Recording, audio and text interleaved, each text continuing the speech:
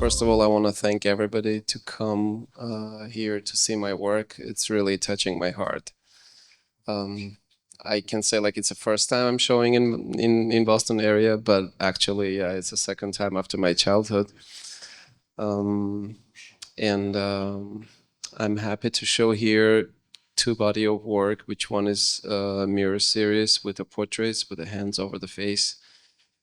Maybe I gonna explain like a little bit briefly. It's I started that series when selfie phenomenon came along and social media. So I was like, what is this about? Like when all my friends, female especially, start posting selfies every day, and I was like very much into portraiture, and selfie for me, like self-portrait, was reserved to like few great masters like Rembrandt and others, so it wasn't achievable for regular people. And I thought like I have to reflect on this and come back with my idea and my take on this new phenomenon.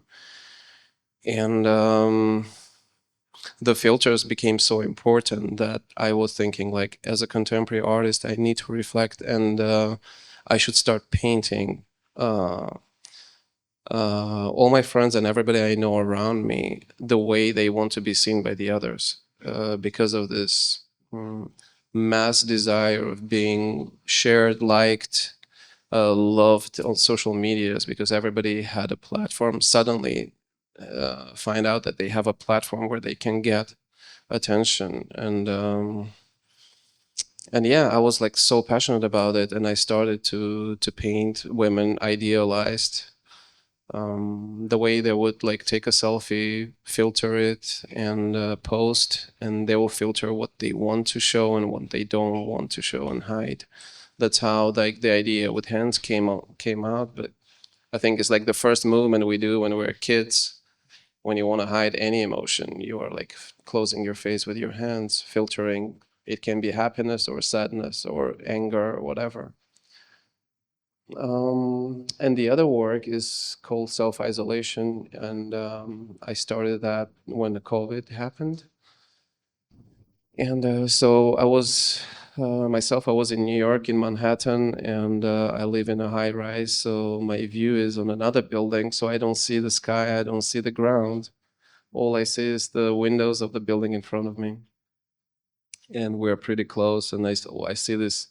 So in front of me is like a small studio rental building, and there's mostly students, and everybody were locked for months, and they were like, it was so funny to observe. Like it's not like I'm observing them, but yeah, to see that everybody in the cage, and they're like in the slight movements, and I thought like I'm gonna paint them on this big canvases, kind of a.